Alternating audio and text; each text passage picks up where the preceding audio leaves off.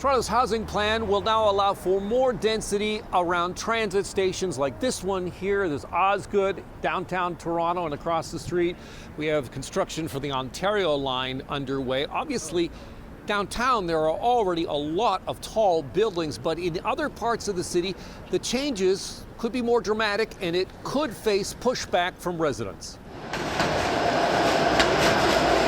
If you can walk to a TTC stop within 10 minutes of your home, your neighborhood is about to change. You will have more neighbors.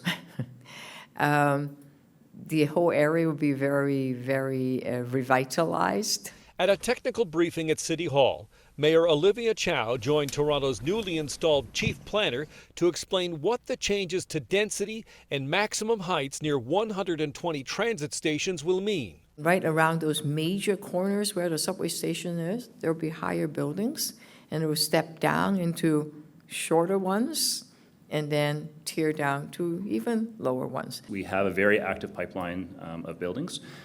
Many of those have historically had to go through the site-specific official plan amendments and rezoning applications, so on a go-forward basis, the goal is that that would no longer be necessary. Toronto's new housing plan was approved by the province in August, with hopes it will unlock 1.5 million homes over the next 25 years. First, though, it has to get through City Council. You happy? I'm not that happy because over and over again, we've said if you're going to put extra density, put more affordable. Have a mix, 30% where everyday people can move in.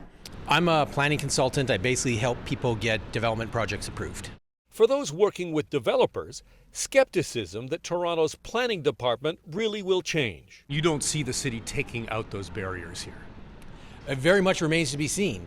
They're going to have to accept things that they would not have accepted in the past. And will they do that? Time will tell. The mayor says the plan to allow more density within 200 to 450 meters of transit stations will likely face opposition from local residents, but says other cities in the world do this, they do it well, and Toronto simply needs the housing.